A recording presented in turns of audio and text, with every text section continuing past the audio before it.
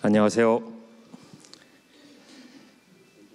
천국에서도 만나고 싶어하는 첫 만나 포도원 지기 송호준입니다.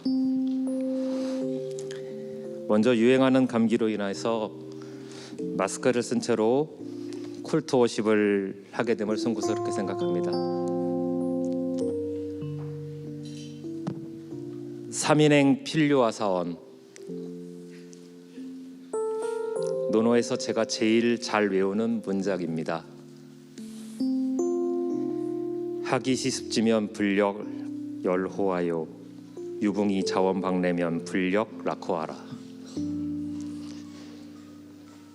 제가 신혼 때 연애 기간이 짧아서 아내와 아직 어색한 시기인지라 어색함을 이겨보고자 매일 잠자리에 들 때마다 아내가 알려주고 저는 외웠던 논어의 문장들입니다.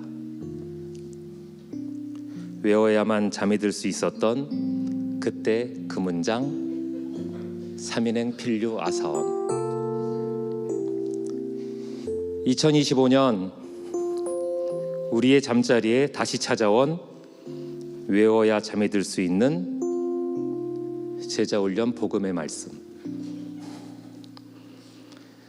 내가 복음을 부끄러워하지 아니하노니 이 복음은 모든 믿는 자에게 구원을 주시는 하나님의 능력이 됨이라. 먼저는 유대인에게요 그리고 헬라인에게로다. 로마서 1장 16절 말씀. 너희는 모든 악독과 노함과 분냄과 떠드는 것과 비방하는 것을 모든 악의와 함께 버리고 서로 친절하게 하며 불쌍히 여기며 서로 용서하기를 하나님이 그리스도 안에서 너희를 용서하신 것 같이 하라. 아멘. 에베소서 4장 31절 32절 말씀. 방금 암송한 이 두 말씀은 앞으로 우리 다음 교회 성도님들 모두가 함께할 복음 중심 삶, 복음 중심 공동체에서 제일 먼저 암송하게 될 말씀입니다. 19년 전 논어를 외울 때와는 다른 것이 있습니다. 암송한 말씀이 매일매일 삶에서 문득문득 떠오르게 됩니다.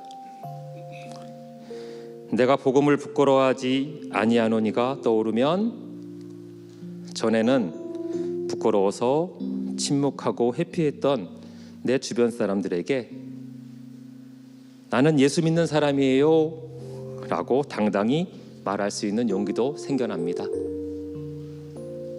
출퇴근길 도로 위에서 위험천만하게 운전하는 상대방의 차량을 보고 나도 모르게 튀어나오는 욕설과 같은 노함, 분냄, 떠듬을 모든 악의와 함께 버리려고 노력하고 있습니다.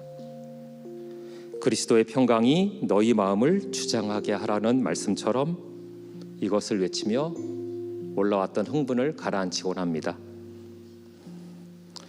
독감에 그리고 코로나에 요즘 또 수족구에 자꾸 늘어나는 여러 가지 우리 암 질환들, 그리고 이번 수능은 언어 영역이 어려웠고 수리 영역이 어려웠다고, 환율은 자꾸만 오른다고 합니다. 그리고 주변에서 자꾸 삼전이니 하이닉스니 이런 말이 자꾸 들리고요. 부동산에서는 자꾸만 풍성풍성 그럽니다. 이 어수선하고 지쳐만 가는 이런 시기에 수고하고 무거운 짐진 자들아 다 내게로 오라 고 하신 우리 주님의 말씀처럼 우리를 불러 주신 주님께 다가가서 오직 주님만 찬양하는, 그리고 예배를 사모하는, 교회를 사랑하는 다음 교회 모든 성도님들을 이 시간 다 함께 초대합니다.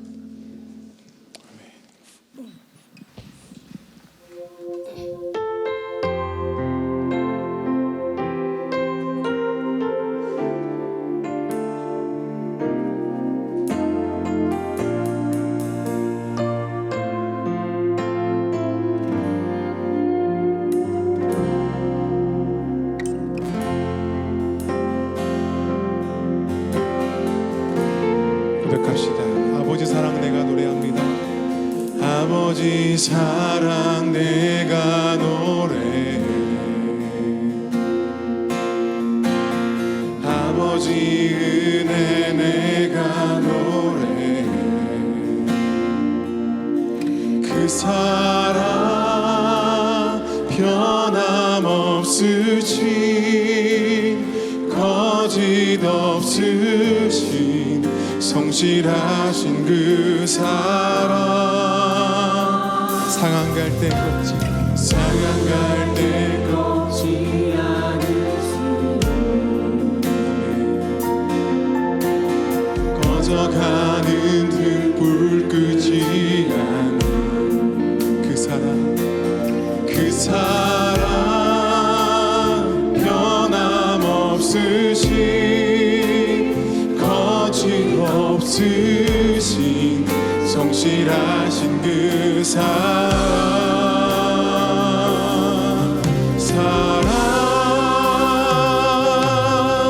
그 사랑 날 위해 죽으신, 날 위해 다시 사신 예수 그리스도. 다시 오실 그 사랑. 죽음도 생명도 천사도 하늘의 어떤 권세도 끊을 수 없는 영원한 그 사랑 예수. 우리의 사랑 그 노래합시다. 아버지 사랑, 아버지 사랑 내가 노래. 주님 찬양합니다. 아버지 은혜 내가 노래. 그 사랑, 그 사랑 변함없으신 거짓 없으신 성실하신 그 사랑. 상한 갈 때 꺾지 않는 주님, 상한 갈 때 꺾지 않으시네. 아멘 아멘. 꺼져가는 등불 끄지 않는 그 사랑, 그 사랑 변함없으신 거짓 없으신 성실하신 그 사랑. 사랑, 그 사랑, 그 사랑 날 위해 죽으신, 날 위해 다시 사신 예수 그리스도. 다시 오실 그 사랑. 죽음도 생명도 천사도 하늘의 어떤 권세도 끊을 수 없는 영원한 그 사랑 예수. 영원한 그 사랑, 영원한 그 사랑 예.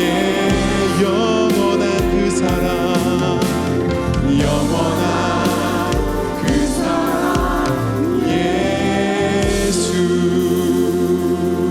아멘. 함께 시간에 다 같이 일어나서 주님 사랑합니다. 아버지 그 사랑을 찬양하십시다. 할렐루야.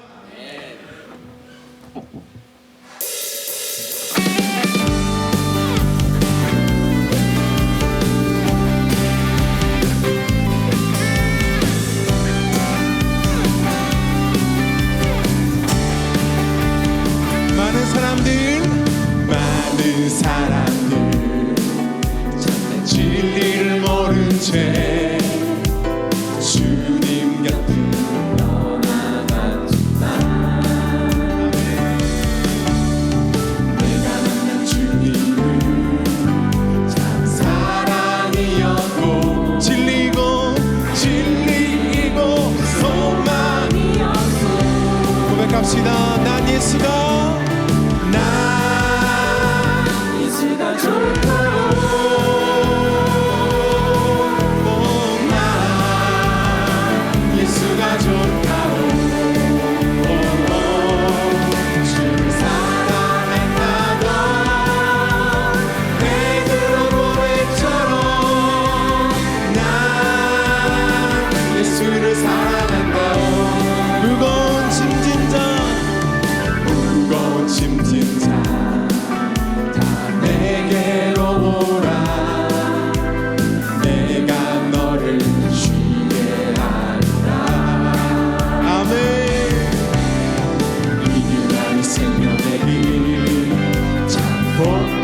하시리라.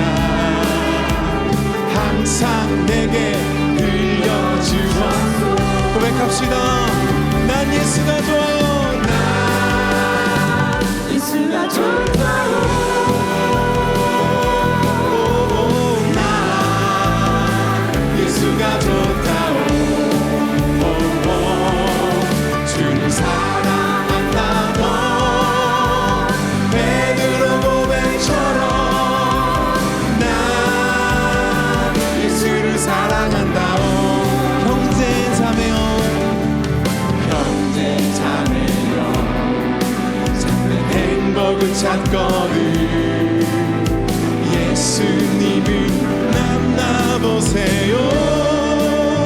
주님으로 인해서, 그분으로 인하여 참 평안 얻으며 나와 같이 고백할 거요. 난 예수가 좋아요. 난 예수가 좋다오. 아멘. 난 예수가 좋다오. 주를 사랑한다. 너 베드로 고백처럼 난 예수를 사랑한다. 우리의 목소리로 난 예수가 좋다오. 너무 좋아요. 나 예수만 좋다오. 주를 사랑한다고 베드로 고백처럼 난 예수를 사랑한다. 가서 제자 삼으라. 가서 제자 삼으라.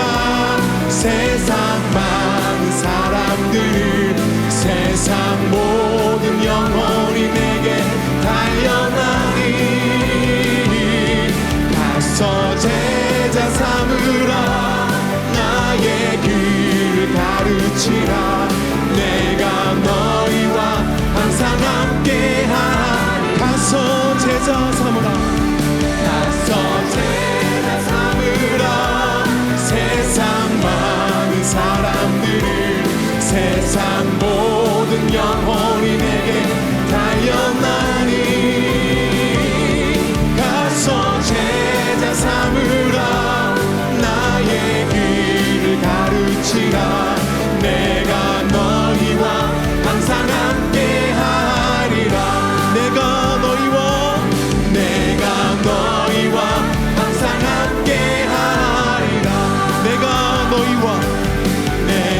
너희와 항상 함께하리라. 아멘.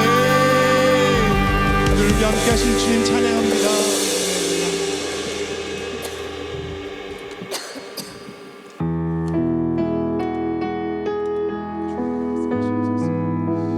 우리의 모든 걸음 인도하신 주님 찬양합니다.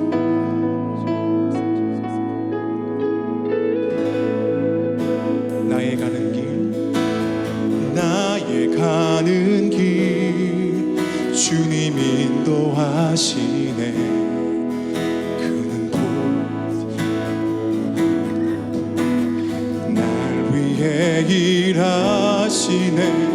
주 나의 인도자 항상 함께 하시네. 사랑과 힘 베푸시고 인도하시네.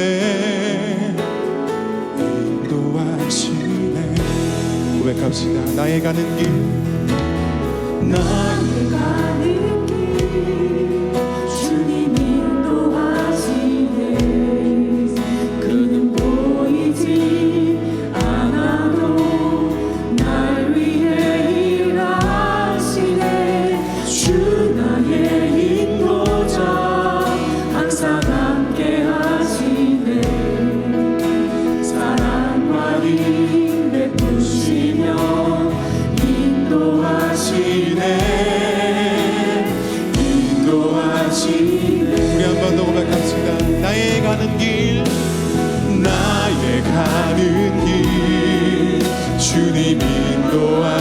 하시네 그는 보이지 않아도 날 위해 일하시네 주 나의 인도자 주님 함께 하시네 사랑과 힘 베푸시며 인도하시네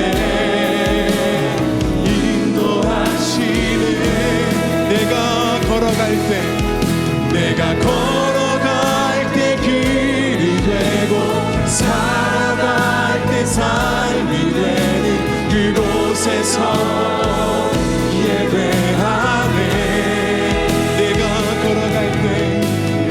걸어갈 때 길이 되고 살아갈 때 삶이 되는 그곳에서 우리 한 번 더 고백합시다 내가 걸어갈 때 길이 되고 내가 걸어갈 때 길이 되고 살아갈 때 삶이 되는 그곳에서 예배하네 내가 걸어갈 때 길이 되고 살아갈 때 삶이 되는 그곳에서 예배 부르신 곳에서 나는 예배합니다 나는 예배하네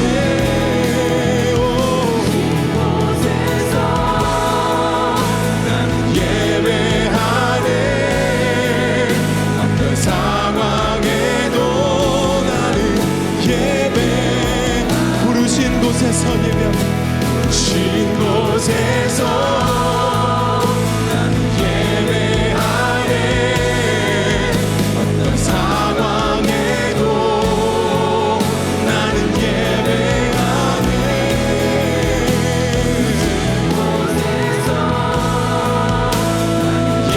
예배하네 어떤 상황에도 나는 예배하네 부르신 곳에서 나는 예배하네 어떤 상황에도 나는 예배하네 부르신 곳에서 나는 예배하네 어떤 상황에도 나는 예배하네 모두 자리에 앉겠습니다 이 시간 예배를 위해 함께 기도하겠습니다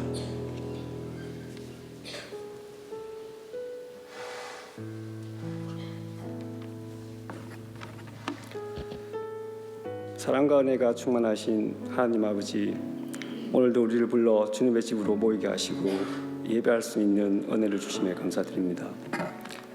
우리의 마음과 생각을 주님께 온전히 올려드리오니 오직 주님 한 분만 바라보는 예배가 되게 해주시옵소서. 주님, 지난 한 주를 돌아봅니다. 우리의 말과 행동이 주님의 뜻과 다를 때가 있었음을 고백합니다. 입술로는 믿는다 하면서도 실제로는 순종하지 못한 모습이 있었습니다. 말씀을 알고도 미루고 듣고도 외면하고 가겠습니다라고 말하고도 실천하지 못했던 우리의 연약함을 용서하여 주시옵소서.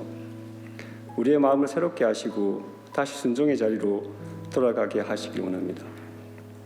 오늘 주시는 말씀 마태복음에 나오는 두 아들의 비유를 통해 참된 순종이 말이 아니라 삶으로 드러나는 것임을 깨닫게 하여 주시옵소서.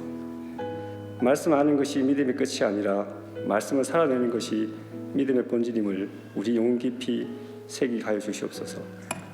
주님, 지난 목요일 수능을 치는 수험생들을 위해 기도합니다. 그들이 흘린 땀과 수고를 주님께서 기억하시고 결과를 기다리는 이 시간 동안 그들의 마음에 평안과 힘을 부어주시길 원합니다.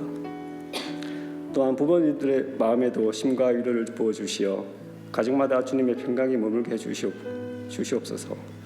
우리 교회가 이 가정들을 따뜻하게 품고 함께 감사하고 함께 응원하며 앞으로의 길을 기쁨으로 걸어갈 수 있도록 돕는 공동체가 되게 해 주시옵소서. 주님, 남은 교회를 사용하여 주시기 원합니다.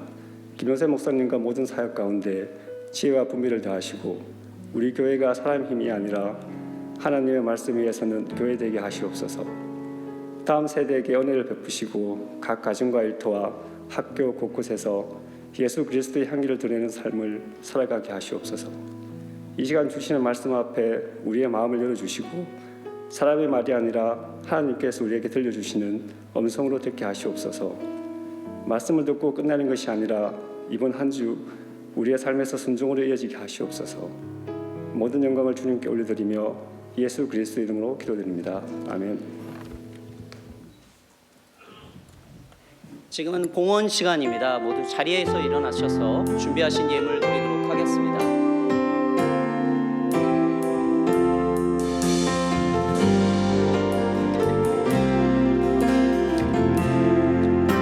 나 주님의 기쁨 되게 합니다.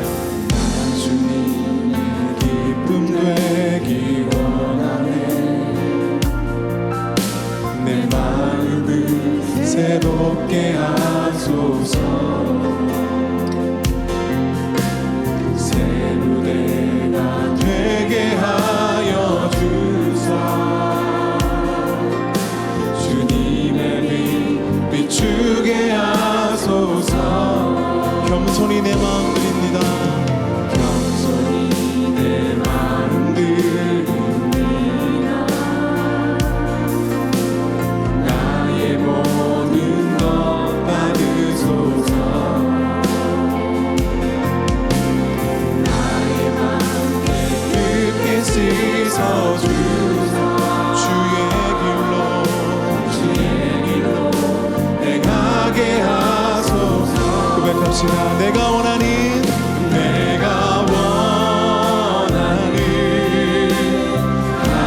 한 가지 주님의 기쁨이 되는 거는 내가 원하는 한 가지 주님의 기쁨이 되는 것. 감사합니다. 자리에 앉아주시기 바랍니다. 처음으로 돌아가는 다음 교회, 저희 다음 교회에 오신 모든 성도님들을 환영합니다. 혹시 이 시간은 저희 교회 오늘 처음 방문하셨거나 이렇게 오랜만에 방문하셨거나 하는 분들을 환영하고 교제하는 시간인데요. 혹시 저희 교회 오늘 처음 방문하신 성도님 계시다면 자리에 앉아 계셔서 잠깐 이렇게 손으로 표시해 주시겠어요? 오늘 처음 왔습니다. 괜찮습니다.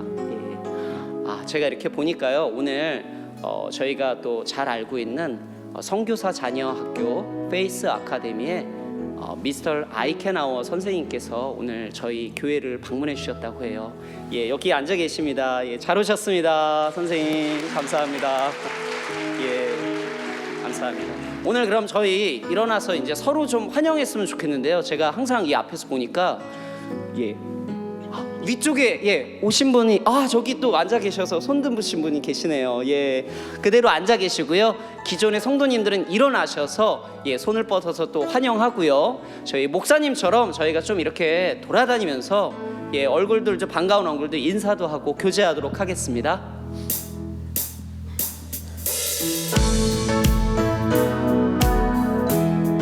하나님의 사랑이 다시 내 삶 가운데 가득하기를 축복합니다. 하나님의 은혜가 우리 가운데 가득하길 기도합니다. 좌우 앞뒤로 돌아보시면서 인사하겠습니다. 하나님의 사랑이 다시 내 삶 가운데 가득하기를 축복합니다.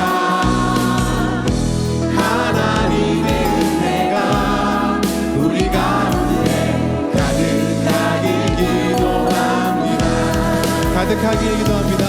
가득하길 기도합니다. 가득하길 기도합니다.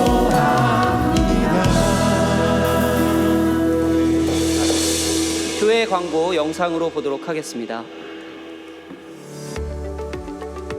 2025년 11월 16일 원천 소식 전해드립니다.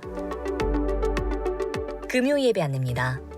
11월은 Love라는 주제로 하나님 나라 확장을 위하여 사역을 감당하시는 여러 기관을 초청하여 예배를 드립니다.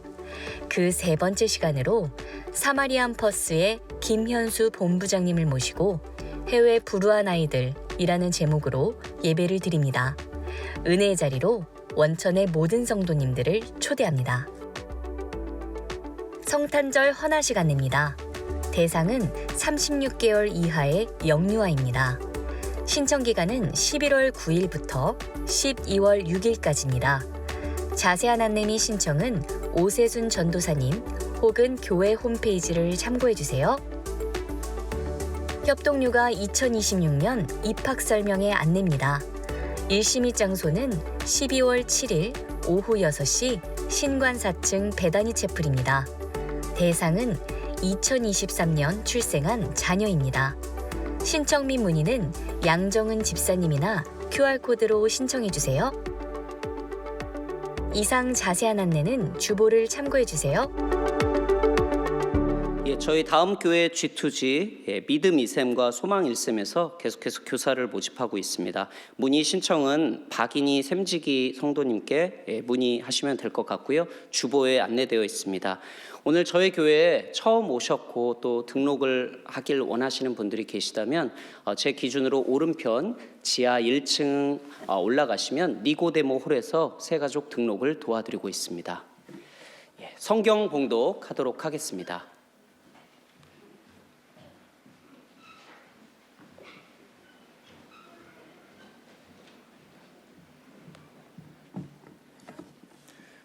오늘 말씀은 마태복음 21장 28절에서 31절 말씀입니다. 한 절씩 교독하시고 마지막 절은 함께 봉독하겠습니다. 그러나 너희 생각에는 어떠하냐? 어떤 사람에게 두 아들이 있는데 맏아들에게 가서 이르되 얘 오늘 포도원에 가서 일하라 하니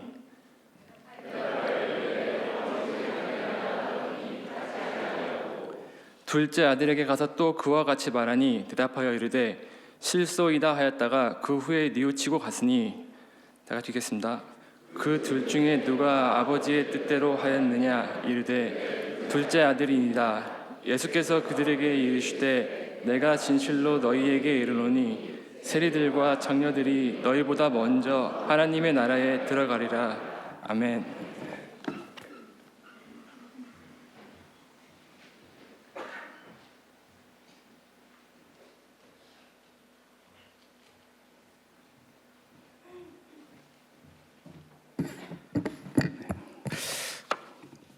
오늘 말씀 비유입니다. 예수님의 비유. 특별히 예루살렘의 유월절 예배를 드리기 위해서 세 번째 유월절을 공생에 시작하시고 세 번째 유월절을 드리시고 십자가에 못 박혀 돌아가시는 그 와중 속에 있는 본문이 마태복음 20장에서 25장 사이에 일어나는 일들입니다.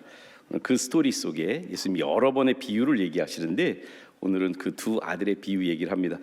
제가 이제 설교를 보통 한 6주 내지 8주 전부터 이렇게 기획을 합니다. 그래서 다른 목사님들과 함께 그리고 올해 주제에 맞춰서 여러 이제 자료들을 준비하는데 기획할 때 제가 구절을 31절까지만 드렸어요. 근데 오늘 본문은 준비한 거는 32절까지라 제가 32절을 좀 읽어드릴게요.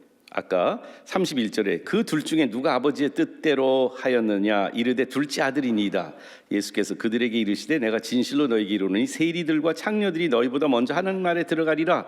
그리고 나서 32절에 이 비유의 마지막 그 문맥 속의 마지막 이야기인데 그 다음에 다른 비유가 시작이 되거든요. 32절 요한이 의의 도로 너희에게 왔거늘 너희는 그를 믿지 아니하였으되 종교 지도자들을 말하는 겁니다. 세리와 창녀는 믿었으며 너희는 이것을 보고도 끝내 누이쳐 믿지 아니하였도다. 예수님의 비유, 더 유명한 두 아들의 비유가 있죠. 누가복음 15장에 나오는 탕자의 비유입니다. 성경을 읽을 때 어떤 때는 설교하기 좋은 본문도 있고 어떤 때는 좀 재미없는 본문도 있는데 제일 허걱하는 본문은 내 얘기하는 것 같을 때가 있습니다. 두 아들 이야기는 제 이야기 같습니다. 저희 부모님에게는 두 아들이 있습니다. 물론 딸도 있지만 큰형인 저와 동생인 김요한 목사. 우리나라 속담에 형만한 아우 없다는 말이 있습니다. 근데 왠지 우리 집안에는 이 속담이 잘 안 맞는 것 같습니다. 근데 우리 집안만 아닌 것 같습니다. 성경도 우리나라 속담하고는 공식이 잘 안 맞는 것 같아서 참 오랫동안 저는 찝찝하고 불편한 감정을 갖고 있습니다. 성경을 읽으면 거의 다 스토리가, 두 아들 스토리들을 보시면, 구약 성경을 보시면 아담과 하와가 선악을 알게 하는 나무를 먹고 열매의 실과를 먹고 그 다음에 아들을 낳았어요. 두 아들을 낳아요. 아담과 하와에게도 가인과 아벨이 있습니다. 그런데 큰아들이 동생을 죽이는 못된 형이 됩니다. 한참 쪽 지나가다 보면 아브라함과 이삭의 이야기가 나오고 이삭에게도 두 아들이 있습니다. 에서와 야곱이 있습니다. 사실은 그냥 자연인으로 보면 에서가 더 멋있는 사람이에요. 남자 같고 man's man 아닙니까? 사냥을 즐기고 아버지의 마음에 잘 드는 이 아들이 항상 핀트를 못 맞추더니 그의 삶이나 성숙도는 동생에게 항상 뒤지는 못난이입니다. 예수님의 두 비유를 봐도, 예수님 두 아들의 비유들을 봐도 여러분들이 너무 잘 아는 탕자의 비유를 읽다 보면 저는 이건 진짜 우리 집 이야기다. 동생이 가출도 하고 공부도 안 하고 부모님 마음에 속을 많이 썩인 이 둘째 아들 같은 탕자 같은 우리 동생 이야기가 나올 때 제 속에 그러면 예수님도 그래도 그 구약의 스토리를 반전하시는구나 라고 생각을 하는데 끝까지 읽다 보면 둘째 아들보다 첫째 아들이 조금 더 문제가 많은 것 같습니다. 그리고 오늘 비유, 어느 아들이 더 나은 것 같아요? 큰 아들은 패도한 가서 일하라고 그러니까 역시 저 같아요. 저요 집에서요 제일 예스맨입니다. 우리 아버지 어머니가 시키는 거 제가 하겠습니다 하고 손 들고 열심히 마음에 싹 들게. 대답은 참 잘해. 어느 게 나은가요? 말 잘 대답하는 자녀가 좋으세요? 말은 진짜 우리 동생처럼 말 안 듣지만 결국은 하는 자녀가 더 마음에 드세요? 여러분들은 별로 이런 느낌이 없으신 것 같은데 혹시 저랑 비슷한 큰아들 마음 갖고 있는 사람들 있으세요? 장로님 안 그러세요? 좀 동생이 많아서 저는 하나밖에 없는데 남동생이. 여러분들의 마음은 어떠세요? 우리의 마음은 누구를 더 닮았을까요? 사실은 이 말씀을 이제 기획할 때 아까 말씀드린 이렇게 기획할 때 비유들이 많이 나오네. 그래서 비유를 넣어야 돼서 이 비유를 집어넣었어요. 그런데 이제 설교할 시즌이 가까우니까 이 비유에 대해서 설교하려고 한 2-3주 전부터 묵상도 하고 읽고 또 막 연구도 하고 또 설교 테이프도 듣고 막 그러고 있는데 이 설교는 하고 싶지 않았습니다. 너무 몇 주 전부터 진도표에서 빼고 싶었던 본문입니다. 묵상하면 묵상할수록 마음이 많이 무겁습니다. 죄책감을 느낍니다. 저만 그런 것 같아요. 오늘 여러분들이 똑같은 좀 찝찝한 마음을 가질 수 있도록 노력하겠습니다.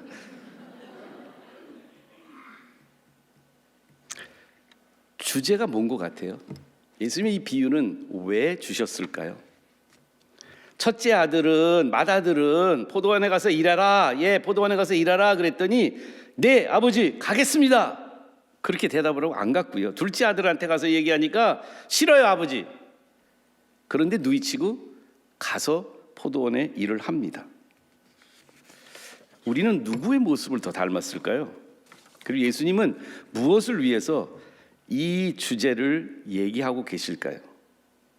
오늘 이 비유 자체를 설명드리기 전에 이 비유를 왜 하셨을까, 왜 하실 수밖에 없었을까를 보기 위해서 약간의 그 문맥이라고 하죠. 컨텍스트를 좀 봐야 돼요. 이 마태복음 21장, 지난주에 우리가 열매 없는 무화과 나무의 이야기를 기억하시나요? 조금? 그 사건의 이야기 속에 지금 이 비유의 이야기가 바로 등장하게 됩니다. 성전에서 동전 교환을 하는, 화폐 교환을 하고 있는 마음이 부패하고 진리를 잃어버려서 경건을 이익의 방도로 생각하는, 이제 생각해버리는 소비자, consumer, 뭐랄까요, 소비자 성도들, consumer Christians, 이 이야기가 예수님 당시도 있고 우리 시대도 있다고 말씀을 드렸는데, 열매 없는 무화과 나무를 저주하시면서 이파리만 무성한, 그래서 종교적 경건의 모양은 있지만 religious activity는 많지만 그 안에 정작 spiritual authenticity는 없는, 그러니까 영적인 열매가 없는 그 모습을 저주하신 예수님의 배경 속에 이 종교 지도자들과 그들이 상징하고 있는 이 경건을 이익의 재료로 사용하고 있는 이 모습들, 종교 지도자도 그렇고 와서 예배를 드리려고 하는 사람들에도 그렇게 오염된 이 경건을 이익의 자료로 하는 사람들의 상을 엎었던 예수님이 다시 성전에 갑니다. 마태복음 21장 23절에 예수께서 성전에 들어가서 가르치십니다. 이제 그 일을 다 하고요, 성전 동전하는 거 엎으신 다음에, 그런데 여기 종교 지도자들이, religious leader들이, 대제사장과 백성의 장로들이 나와서 예수님한테, 가르치는 예수님한테 따집니다. 왜 가르치느냐? 누가 너한테 이런 걸 허락했느냐? 그리고 네가 상을 엎었는데 무슨 권위로 이런 일을 하느냐? 누가 이 권위를 주었느냐? 당신은 정치적 권위는 로마에서, 종교적 권위는 제사장으로부터 나오는 그러한 시대를 살고 있었습니다. 이 종교 지도자들도 사실은 속국이었기 때문에 눈치를 보면서 누구의 권위, 어떤 권위가 더 우월할지를 항상 견주고 있습니다. 예수님의 그 십자가의 사건은 바로 로마의 권위와 종교적 권위가 충돌하는 사건으로도 유명합니다. 근데 예수님이 질문을 하게 되죠.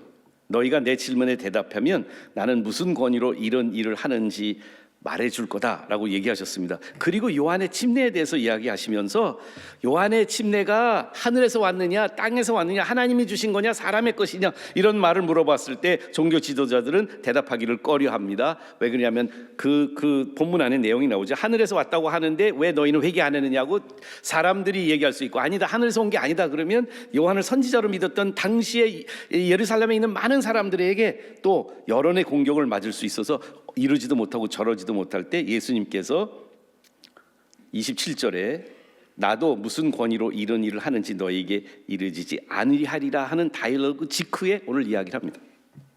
다시 말씀드리면 예수님의 이 비유의 동기는, 이 비유가, 이 패러블을 주신 핵심은 뭐냐면 바로 예수님을 어떻게, 예수님이란 존재의 권위를, authority를, 그분의 왕권을 인정하느냐 안 하느냐에 대한 질문 속에 오늘 비유를 주시는 겁니다.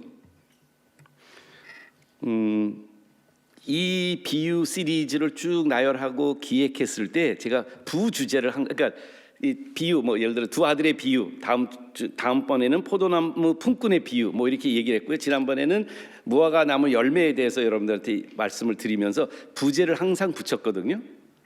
그래서 오늘 이 비유의 메인 팀은 순종이라고 제가 붙였어요.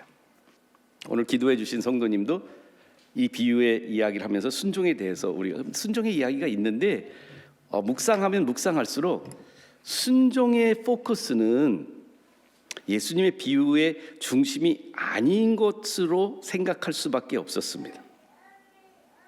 왜냐하면 순종은 우리들의 행위에 집중하는 거거든요. 첫째 아들은 순종하지 않았고 궁극적으로, 둘째 아들은 궁극적으로 순종했기 때문에 이렇게 보면 둘째 아들이 더 난 것처럼 보여요. 근데 오늘 저는요, 제 마음의 찝찝함을 말씀으로 성령님이 보여주신 것으로 둘째 아들만한 못한 형만한 아우 없다는 우리 속담이 아니라 형이나 아우나 다 별로 쓸모 없다라는 속담으로 바꾸고 싶은 결론을 드리고 싶어요. 둘 다 그들의 순종이 핵심은 아니었습니다. 오늘 이 비유를 주신 예수님이라는 존재를, 우리는 그분의 권위를, 그분의 authority를, 그분의 역할을 내 삶 속에서 어떻게 보느냐 했을 때, 이 주님의 주권의 회복의 핵심은 순종이 아닙니다. 순종은 이후에 일어나는 겁니다. 회개와 믿음입니다. 한번 생각해 보세요. 큰 아들의 공손한 불순종이 잘한 것일까요? 둘째 아들의 불공손한 순종이 잘한 것일까요? 표면적으로 보면, 상식적으로 보면 둘째 아들이 큰 아들보다는 낫다라고 생각할 수 있을지도 모르겠습니다. 그러나 오늘은 우리가 인간적인 생각, 상식적인 생각이 아니라 말씀에 성령님이 주시는 영적 통찰력을 잘 보면 우리 그냥 표면적으로, 제가 그동안에 실수했던 이 표면적으로 이거는 순종에 대한 이야기인 것 같다고 생각했던 것이 아니라 오늘 이야기의 중심은요, 그 단어가 2번 나오거든요. 읽어드린 본문에 뉘쳤다는 단어로 우리말로 번역이 돼요. 영어로는 repented 이런 단어를 쓰고 있는데, 여기에 메타노이아라는 어근에서 나온 말씀을 30절과 32절에 그 후에 누이치고 갔다고 합니다. 둘째 아들은 누이치고 갔다. 32절에 너희가 이것을 보고도 끝내 누이쳐 믿지 아니하였도다. 메타노이아가 오늘 주제입니다. 여러분, 오늘 스토리는요, 예수님의 주권, 예수님의 권위, 예수님이 무슨 권위로 이런 일을 하는지, 그리고 우리 삶 속에, 우리 교회 속에 예수님이 들어오셔서 예수님의 왕권과 주권을 우리가 허용하기 위해서 더 먼저 필요한 것은 순종 이전에 일어나야 되는 것이 바로 메타노이아, 회개인 것입니다. 오늘 그래서 주제는 순종이 아니라 회개입니다. 예수님의 이 비유의 핵심은 회개에 대한 이야기를 우리에게 보여주시기 위했던 것이 아닌가 생각을 하게 됩니다. 그래서 오늘 말씀, 이 비유를 잘 이해하기 위해서 회개에 대한 우리 성경과 예수님의 비유에서 우리에게 보여주시려고 했던 그 의도를 다시 한번 찾으려고 합니다. 오늘 스토리를 다시 한번 볼까요? 여러분들, 너희 생각이 어떠하냐? 어떤 사람에게 2 아들이 있었어요. 근데 맏아들, 둘째 아들이 있었는데 그 맏아들, 둘째 아들이 아버지를 찾아와서 아버지 오늘 무슨 일 할까요? 라고 물어보지 않습니다. 오늘 이야기를 자세히 보시면 아버지가 맏아들에게 갑니다. 우리나 유대 문화나 비슷한 문화를 가지고 있어요. 아들이, 모르겠어요, 다 큰 아들들이 밭에 가서 일할 수 있으니까 아직 결혼하지는 않은 것 같아요. 이 스토리에 디테일이 안 나옵니다. 그런데 아버지가 아들이 있는 곳을 찾아갑니다. 둘째 아들이 있는 곳을 찾아갑니다. maybe 다른 집에 살고 있을 수도 있어요. 각자 독립해서 살고 있을 수도 모르겠습니다. 여하간 아버지가 불러서 2 아들이 온 게 아니고 아버지가 각자의 아들들을 가서 이룹니다. 한 명 한 명 찾아갑니다. 예수님의 주권이 회복되고 예수님의 왕권이 우리 삶 속에 회복되는 중심에 우리가 간구하는 사실이 하나 있습니다. 그것은 바로 뭐냐면 우리들의 순종과 우리들의 헌신이 우리가 하나님의 자녀가 되고 하나님을 잘 따르는 제자가 된다는 이 충성된 제자의 삶을 살려고 이 말씀을 우리가 잘 묵상하고 있는데, 우리 안에는 가끔 저도 그런 생각이 있어요. 내가 잘하는 게 보이는 거야. 내가 동생보다 낫지. 나는 그래도 아버지 근처에 살고 있는데 동생은 대전에 살고 있어. 내가 훨씬 더 잘하는 아들이야. 우리 안에 하나님 앞에서도 그런 마음을 가지고 살아가고 있는 저의 모습이 보이거든요. 회개의 시작은 우리들의 메타노이아의 그 변혁의 우리 삶의 하나님의 주권이 회복되는 그 과정 속에 first step은, first mover는 다른 사람이 아니고 아버지였습니다. 아버지가 2 아들을 각각 찾아가십니다. 가서 아들들에게 아버지의 뜻을 전합니다. 오늘 본문의 문맥 속에 예수님이 그 종교 지도자들과 또 창녀와 세리들 두 아들로 상징되는 이 세상의 2 종류의 사람들이요, 하나님 말씀을 잘 알고 신앙 생활을 잘 하고 종교적인 생활에 이파리가 많은 한 사람들과 자기의 삶의 모습을 보면 하나님을 모르는 것 같고 이방인 같고 타락한 이 세상에 때 묻은 죄인들, 이 2 사이 속에 하나님이 어느 편을 드는지를 이 비유는 이야기하고 있지 않습니다. 어느 작은 아들, 큰 아들의 어떤 더 잘하고 있다는 칭찬이 아니고요, 그 2 아들들 모두 다 믿음이 생성되기 위해서 회개가 일어난다면 거기에 대한 이야기를 하고 있습니다. 요한의 이야기를 했잖아요. 침례 요한이 이제 우리가 그 복음서에 마가도 그렇고 마태도 그렇고 누가에 다 침례 요한이 하나님의 나라가 임재함을 선포했었던 시대의 이야기를 하는데, 누가복음 3장 8절에 누가복음이 이렇게 기록합니다. 요한이 이렇게 말했습니다. 그러므로 회개에 합당한 열매를 맺고 속으로 아브라함이 우리 조상이라고 말하지 말라. 내가 너에게 이르노니 하나님이 능히 이 돌로도 아브라함의 자손이 되게 하시리라. 그리고 이 말을 합니다. 이미 도끼가 나무 뿌리에 놓였으니 좋은 열매를 맺지 아니하는 나무마다 찍혀 불에 던져지리라. 하나님 생각하고 계신 회개, 예수님이 우리의 삶 속에 들어오셔서 주권을 행사하기 위해서 일어나야 되는 회개는 단순히 가지치기 하는 정도의 인생의 교화가 아닙니다. 우리 삶의 작은 변화들이 아닙니다. 나무 뿌리에 도끼를 나무 뿌리에 놓고 그 도끼가 좋은 열매를 맺지 못하면 저주하는 예수님의 무화과 나무의 저주처럼 그 도끼가 나무마다 찍어 불에 던지는 진노하심의 하나님의 심판을 명확하게 선포한 것이 회개의 시작이었습니다. 요즘 교회에서는 요한과 같은 침례 요한과 같은 하나님의 진노하심에 대한 선명한 선포가 없습니다. 하나님은 은혜의 하나님, 용서의 하나님, 하나님 우리를 인정하시는 하나님, 이러한 하나님의 따뜻한 모습과 은혜의 모습은 보여주지만 심판으로 진노하시는 하나님의 진정한 죄에 대한 철저한 완전한 온전한 심판의 하나님이 우리에게 없습니다. 지난 몇 주 동안 정말 여기 우리 로이도 와 있는데 김정학 집사님 손주도 와 있는데 우리 손녀 딸이 와 있는 걸 여러분들 보셨을 거예요. 걔는요 다른 여러분들의 아이들하고 너무 다른 애예요. 얘는 완벽한 아이예요. 우리 손녀 딸 말하는 거예요. 어떻게 그렇게 똑똑하고 어떻게 그렇게 참 눈치 빠르고 그러면서 할아버지 할머니를 너무 좋아하는데요. 지난 금요일 날이었던 것 같아요. 할머니가 모르겠어요. 얘가 집에서도 맞았을 것 같긴 한데 우리는 그걸 잘 모르니까 미국에 있을 때는. 근데 할머니가 우리 한국에 와서 최초로 심판의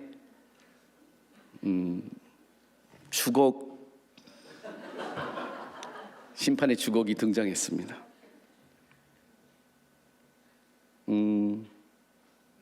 과연 우리는 우리의 자녀, 우리의 손주들을 볼 때 우리들의 모습 속에 있는 우리의 눈 가려진 그냥 조금 잘못한 거지 본질적으로 깊은 회개가 필요한 죄를 갖고 있다고 생각하지 않거든요. 로마서 1장 17절에 이 진노하는 요한이 선포했던 도끼가 나무의 뿌리에 놓여 있어서 열매 맺지 않으면 찍을 수밖에 없는 그러한 심판과 진노하심에, 죄에 대한 진노하심에 명확한 말을 이렇게 로마서 1장 17절에 말합니다. 복음에는 하나님의 의가 나타납니다. 믿음으로 믿음에 이르게 하는데 의인은 믿음으로 말미암아 살리라 함과 같으니라. 그리고 18절 말씀을 보세요. 우리가 이렇게 16절 17절만 외우는데 오늘 송호준 우리 지기님께서 컬트 위습에서 암송을 하셨지만 17절까지만 외우거든요. 18절을 보아야 됩니다. 18절은 하나님의 의가 복음에서 어떻게 나타나는지 우리한테 보여줍니다. 복음에 나타나는 하나님의 의는요, 하나님 우리를 용서하시고 은혜를 베푸시는 하나님의 이야기가 아니라 18절의 복음의 시작은 뭐냐면 하나님의 진노가 불의로 진리를 막는 사람들의 모든 경건하지 않음과 불의에 대하여 하늘로부터 나타났다고 말합니다. 진짜 복음은요, 기쁜 소식은요, 우리가 철저하게 타락해서 의인은 없나니 하나도 없고 all have sinned and come short of the glory of God. 모든 사람이 죄를 범하였으며 하나님의 영광에 이르지 못하더니 로마서 1장 18절부터 로마서 3장 23절까지 그 긴 구절들을 반복하면서 바울이 강조하려고 그러면 유대인도 죄인이고 이방인도 죄인이고 모든 사람이 죄인이라는 것을 선명하게 선포하는 것이 복음입니다. 복음은 회개, 하나님의 진노하심과 믿음, 하나님의 은혜의 동전의 양면이 필요한 것입니다. 우리의 죄는 반드시 받을 수밖에 없다는 것을 인정하는 회개와 그 죄를 아들의 피로 용서해 주신 은혜를 믿는 것, 이 두 가지가 병행해야 됩니다. 복음은 그래서 우리의 죄성과 하나님의 영성, 은혜를 우리에게 동시에 받아들일 수 있도록 만들어주는 것이 진짜 복음입니다. 순복음입니다. 우리가 근데 이 죄에 대한 하나님의 진노하심과 용서하심을 우리 스스로 발견하는 것이 아니라 하나님이 먼저 우리에게 그것을 알도록 찾아봐 주셨다는 사실이에요.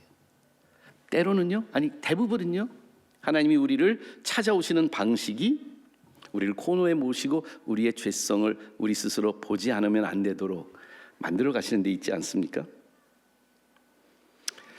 제가 이번 주에 목회자 세미나, 코람데오라는 목회자 세미나에 가서 다음 세대에게 믿음을 어떻게 전수하는가 얘기하는데 창세기 26장이 아브라함의 아들 이삭의 이야기를 하게 되었어요. 그러니까 많은 목사님들이 계셨고 그 교회 호스트해진 교회가 아버님도 목사님, 아들도 목사님이신 그런 교회에서 호스트를 했어요. 근데 그 안에 제가 아브라함과 이삭의 이야기를 했거든요. 창세기 26장 앞부분을 보시면 이삭이 아버지와 똑같이 그 자기 아내 리브가를 아내라고 말하지 못하고 누이라고 아비멜렉이라고 하는 블레셋 왕 앞에서 거짓말하는 모습을 창세기 26장은 보여줍니다. 그리고 그 창세기 26장 결론 부분에 가서 이런 표현이 나오거든요. 창세기 26장 24절에 하나님이 이삭을 찾아갑니다. 그 밤에 여호와께서 그에게 나타나 이르시되 나는 내 아버지 하나님 아브라함, 내 아버지 아브라함의 하나님이니 두려워하지 말라. 내 종 아브라함을 위하여 내가 너와 함께 있어 내게 복을 주어 내 자손이 반성하게 하리라 하신지라. 25절에 보시면, 여기는 제가 기록을 안 해서 아마 안 뜰 건데요, 25절에 보면 그때에 이삭이 제단을 쌓고 장막에 거하고 우물을 파는 이야기를 나눕니다. 아브라함이 가졌던 영성을 이삭이 언제 회복하게 되느냐, 자기의 죄성을 아버지와 똑같은 죄인이라는 걸 인정하고 밤중에 하나님이 이삭을 찾아왔을 때예요. 아직 그 경험 해보신 적이 있으세요?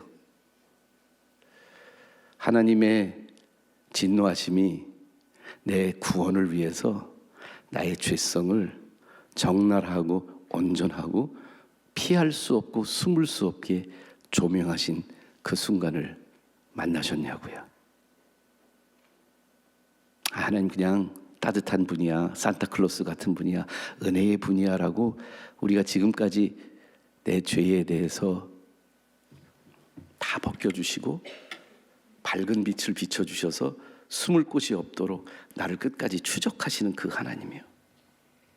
1980년대 중반에 영국에 프란시스 탐슨이라고 하는 똑똑한 한 젊은이가 있었습니다. 아버지가 의사가 되기를 원해서 아버지의 뜻을 받들어 의대를 갑니다. 근데 의대를 졸업하기 전에 자기 안에 그 문학을 좋아하고 시를 좋아하는 그것이 있어서 도망을 갑니다. 가출을 합니다. 의대를 떠납니다. 그리고 런던의 길거리에 방황하면서 글 쓴다고 막 뭐 있잖아요, 이렇게 크리에이티브 한다고 막 이런 다른 친구들하고 어울리다가 탕자가 되어서 결국 마약 중독에 빠져 폐인으로 거의 죽게 됩니다. 그런데 그 상황 속에서 하나님이 이 프란시스 탐슨을 찾아와요. 이제 몸은 피폐해졌습니다. 이제 그의 모든 삶 속에는 모든 것이 다, 그는 끝까지 갈 때까지 다 갔어요. 마약도 해보고 술도 해보고 여자도 누려보고 다 해봅니다. 인생의 쾌락과, 그런데 자기 안에 깊숙한 그 채워지지 않는 갈증이 있어요. 그때 교회에 예배를 들어가서 복음을 듣게 됩니다. 그리고 1870년도에 1800 죽기 몇 년 전에 그는 Hound of Heaven이라고 하는 시를 씁니다. 하나님께서 자신을 끝까지 찾아오셔서 회개하는 존재로 회개할 때까지 찾아오시고 끝까지 놓지 않는 것. 자기가 어디를 가든 선하게 의대에 가서 아버지 뜻을 잘 받들 것처럼 보이는 착한 모습을 보일 때나 아니면 길거리에서 마약으로 끝까지 완전히 폐인이 될 때까지 있었던 자기를 버리지 않고 쫓아오시는 하나님은 사냥개 같은 분이다. 진돗개 같은 분이다. 무시면 놓지 않는 하나님의 추적하심. 회개의 시작은 그게 아닐까요? 아직도 힘이 있어서, 아직도 JQ가 높아서, 여러분들 JQ 아시죠? 제가 제일 높은 건데 IQ보다 더 높은 거예요. 잔대가리 코션트. JQ가 높아서 하나님의 추석을 요리조리 교묘하게 잘 빠져나가는 나와 여러분들의 모습을 보이세요? 코너에 몰릴만 하면 또 다시 다른 방법으로 또 빠져나가고 또 빠져나가고. 근데 회개는 하나님이 우리를 끝까지 추적하시면 생기는 것입니다. 아버지가 두 아들을 찾아가요. 그리고 당신의 뜻을 전하세요. 하나님, 오늘 여러분들이 이 자리에 올 걸 아셔서 하나님 여러분들 여기까지 찾아오셔서 말씀으로 오늘 얘기하고 있어요. 순종보다 더 먼저 필요한 게 있는데 회개했니? 여러분들 두 아들에게는 다 회개가 필요했습니다. 공손한 불순종이나 불공손한 순종이나 둘 다 내놓을 것이 없는, 둘 다 하나님의 용서와 은혜가 필요한, 자신의 잘못을 누이쳐야 하는 그 회개가 필요한 두 아들 다 회개가 필요합니다. 큰 아들, 둘째 아들 다 회개가 필요한 존재들이었어요. 오늘 우리들은 과연 큰 아들의 모습으로 회개를, 아니면 둘째 아들의 모습으로 회개를 하고 있는지 우리의 모습을 한번 돌아볼 필요가 있어요. 회개는요, 후회하고 다릅니다. 회개는 죄책감과 죄책감이라는 요소가 있긴 있어요. 그런데 많은 경우에 대부분의 사람들이 잡힌 것을 후회하지, 잡혔기 때문에 후회하지, 자기의 죄가 하나님 앞에 어떠한 것인지를 온전하게 보는 것을 기피합니다.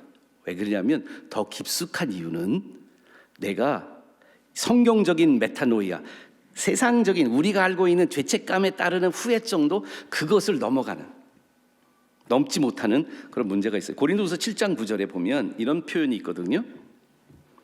후회가 있어요. 두 종류의 후회가 있어요. 근데 바울이 이렇게 고린도 성도들한테 신랄하게 그들의 죄성을 이 고린도 전후서의 편지를 통해서 적나라하게 드러나고 나서 이런 말을 합니다. 지금 기쁘대요, 바울이. 왜? 지금 기뻐함은 너희로 근심하게 한 까닭이 아니라, 그것만이 아니라 그 근심이 많아졌거든요. 지적을 하니까, 죄를 조명하니까. 그러나 너희의 근심함으로 회개함에 이른 까닭이라. 근심함만 가지고 안 되는 거고요. 근심, 후회가 아니고 후회보다 더 가는 회개함에 이른 까닭이라. 너희가 하나님의 뜻대로 근심하게 된 것은 우리에게서 아무 해도 받지 않게 하려 함이라. 하나님의 뜻대로 하는 근심, 하나님의 뜻대로 하는 후회는, 근심은 후회할 것이 없는 구원에 이르게 하는 회개를 이루는 것이요, 세상의 근심은 사망을 이루는 것이다. Self-flagellating regret or guilt, 자기 자학적인 후회와 자기 혼자 이 나락으로 떨어지는 그런 후회는 세상적인 근심입니다. 결국 사망까지 밖에 갈 수 없습니다. 왜 그러냐? 이 후회 안에, 이 세상적인 근심 안에 내가 잡혔으니까 부끄럽고 너무 내 자신이 따분하고 내가 내 생각에 대해서 자기의 자존감이 끝없이 추락하는, 나락하는 이러한 후회 말입니다. 여러분들 경험해 보셨을 거예요. 근데 이러한 후회 속에서도 성경적인 회개가 아직 일어나지 않는 것은 여기에 한 가지가 결여된 것입니다. 자신이 자기 인생을 끝까지 내가 내 뜻대로 하겠다, 꺼야 할 거야, 혼자서 할 거야, 하나님이 필요 없어, 내 권위를, 내 인생은 내가 주도하겠다는 내 권위를 포기하지 않는 후회요. 인생의 주권을 내가 붙잡고 있으면서 주님에게 주권을 이양하지 못하는 후회는요, 사망에 이르는 세상의 근심입니다. 그러나 구원에 이르는 회개는 다릅니다.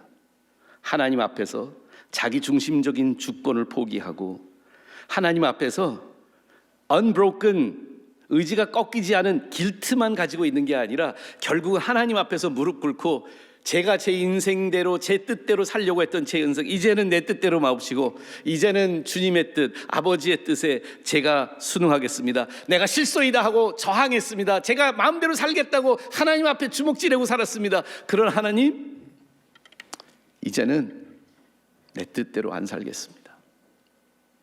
누이쳤습니다. 이게 메타노이아, 180도 내 인생을 내가 주도하는 삶에서부터 내 인생을 예수님에게 맡기는 삶으로 바뀌는 회개, 이게 구원에 이르는 회개가 아닐까요? 그런 회개까지 가셨나요? 첫째 아들, 둘째 아들 객긴 독긴이에요. 그러나 만약에 세리와 창녀들이 가능했던 이유, 그들이 천국을 먼저 들어갈 수 있고 천국을 갈 수 있는 이유는 뭐냐면 그들 안에 그들의 죄는 자타가 공인하는 죄예요. 그래서 회개에 이르기가 조금 더 빠를 수 있다고 예수님이 말씀하시는 거예요. 둘째 아들이 누이침이 더 가능했어요. 첫째 아들은 잘 누이치지 못했어요. 탕자의 비유에서도 그렇게 나라까지 떨어져서 누가 봐도 이 인생은 아닌데 하는 탕자는 내가 아버지 집에 있었으면, 내가 아버지 아들로 있었을 때는 이런 것을 후회하고 회개하고 아버지한테 돌아올 수 있도록 방향을 전할 수 있지만 큰아들은 그게 안 돼요. 왜냐하면 자타가 공인하는 인생이 망가진 인생이 아니거든요. 오늘 우리들 안에 둘째도 있고 첫째도 있을 거예요. 그러나 제일 예수님이 걱정하고 기도하고 이 말씀을 통해서 초청하고 끝까지 추적하고 있는 사람들은 자기 죄를 쉽게 인정할 수 있는 세리와 창녀 같은 사람들이 아니라 이렇게 범생이들, 교회 생활 열심히 하고 범생이로 인생을 잘 살아가고, 그래서 잘못을 인정을 하지만 주권은 내려놓지 못하고 살아가고 있는 우리들이 아닐까 생각합니다. 내년도에는 저희가 야곱의 이야기와 그래서 야다, 내년도 시리즈를 목사님들하고 결정했는데 야다를 하기로 했어요. 1학기에는 야곱의 이야기, 2학기는 다윗의 이야기. 이 두 사람들은 다 하나님 앞에 꺾인 사람들이에요. They're broken people. 저는 내년도에 하나님이 저도 꺾으시고 여러분들도 꺾으시는데, 하나님이 꺾으시면요, 환도벌을 치는 야곱의 삶을 통해서 하나님만 의지할 수 있는 절름발이 야곱이 이스라엘이 되는 변화를 체험하는 회개의 경험을 하게 하시고요. 다윗도 밧세바와 우리아를 죽이고 밧세바의 간음을 하고 그 이후부터 정말 골리앗을 죽였던 다윗보다도 밧세바와 간음했던 다윗이 더 꺾인 다윗으로 하나님의 은혜를 찬송하는 다윗의 시인으로 다윗이 하나님을 경배하고 숭배하는 다윗으로 만들어주신 이야기를 알 수 있는데, 오늘 이야기의 끝은 다윗이 51편은 잘 아실 거예요. 시편 51편은 자기가 죄가 드러나고 나서 다윗이 찬양하고 노래로 읊었던 시 32편을 여러분과 함께 보려고 합니다. 시편 32편을 한번 성경 있으시면 피셔도 좋을 것 같아요. 시편 32편을 보시면 이 이야기가 있어요. 회개에 대한 이야기가 나오거든요. 시편 32편 제가 3, 4절부터 원래는 읽으려고 했는데 제가 1, 2절은 그냥 읽어드리고 3절에 스크린에 나올 수 있을 것 같아요. 허물로의 사함을 받고 자신의 죄가 가려진 자는 복이 있도다. 마음에 간사함이 없고 여호와께 정죄를 당하지 않는 자는 복이 있도다. 근데 3절을 볼까요? 3절 다 같이 읽겠습니다. 시작. 내가 입을 열지 아니할 때에 종일 신음함으로 내 뼈가 쇠하였도다. 제가 4절 읽어드릴게요. 주의 손이 주야로 나를 누르시오니 내 진액이 빠져서 여름 가뭄에 마름 같게 되었나이다. 셀라. 이거는 guilt입니다. 물론 후회가 없는 회개는 없어요. 세상적인 후회를 할 수도 있고 구원에 이르는 영적인 하나님의 하늘적인 후회가 있어요. 근데 다 guilt는 회개의 전제 조건입니다. 우리 다 이 guilty한 삶 속에 살아가요. 여러분 그 얘기 들으셨죠?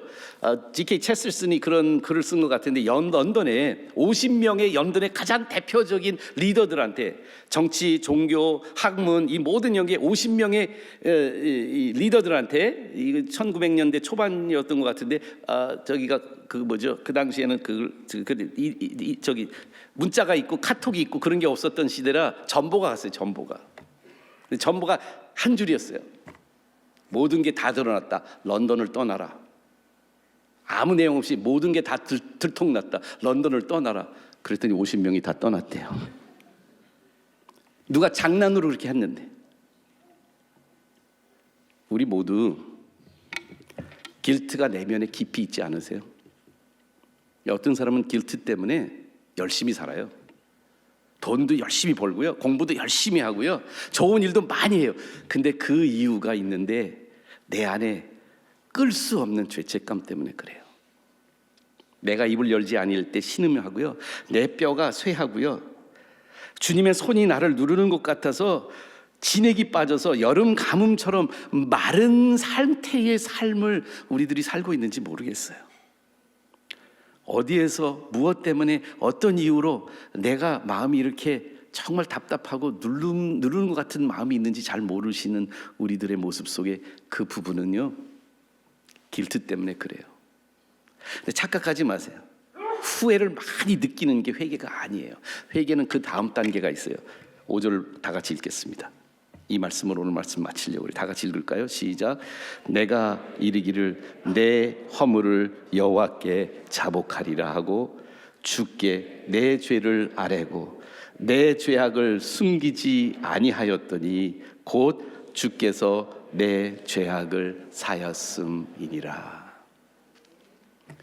회개의 완성은요,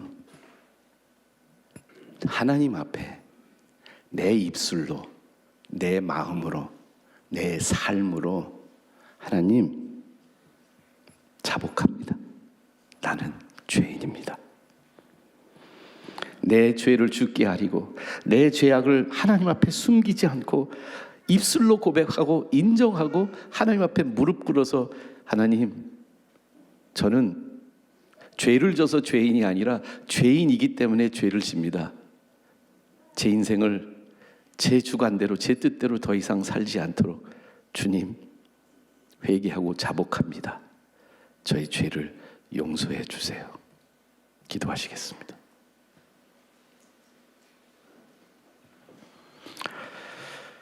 첫째 아들, 둘째 아들 도끼는 개끼입니다. 그러나 한 유형의 자녀들은 회개하고 누이치기가 조금 더 쉽습니다. 나는 두 아들 중에 어떤 유형의 자녀일까요? 주님께 내 인생의 주권을 내려놓고 내 죄를 자복하는 구원에 이르는 회개가 이 비유를 통해 우리 다음 교회 모든 성도들에게 일어나기를 간절히 기도합니다. 주님, 회개하게 주님이 역사하여 주시옵소서. 회개할 때까지 끝까지 코너에 몰아주시고 추적해 주세요.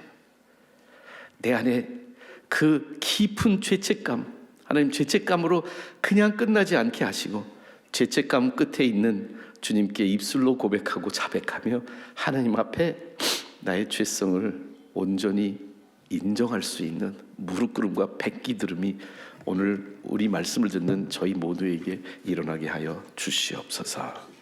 감사드리고 예수님 이름으로 기도합니다. 다 같이 일어나셔서 회개까지 경험한 사람들이 부를 수 있는 이 노래 함께 부릅니다.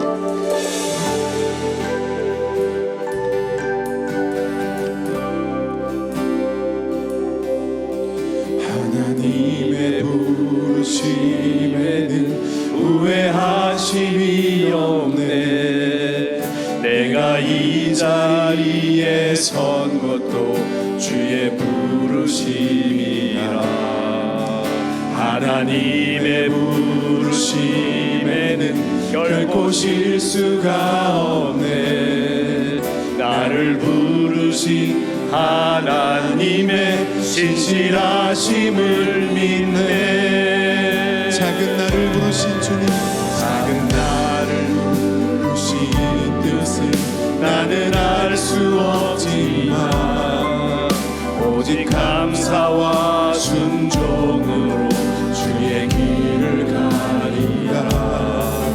때론 내가 연약해져도 주님 날 도우시니 주의 놀라운 그 계획을 나는 믿으며 살리라.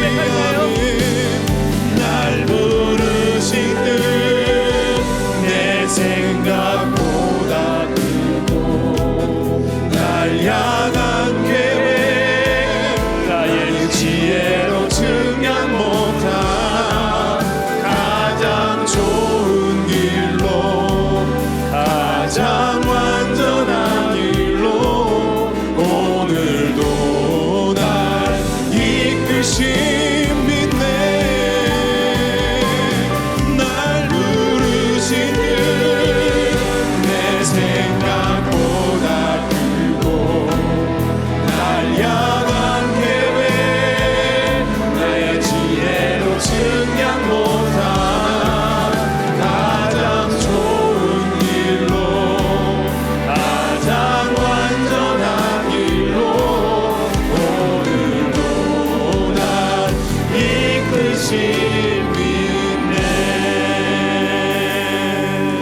이제는 우리 주 예수 그리스도의 지극히 크신 은혜와 하나님 아버지, 하늘의 사냥개 같으신 하나님 아버지의 끊임없고 무한하신 사랑과 성령님의 내재하시면서 죽음과 사망의 후회를 구원과 생명의 회개로 바꿔주시는 성령님의 감동 감화심이 오늘 두 아들의 비유를 통해 끝까지, 회개까지, 끝까지 가기로, 하나님 앞에 완전히 승복하기로 결심하고 돌아가는 모든 권속들 머리 위에 지금부터 영원히 함께 하시기를 축원하옵나이다.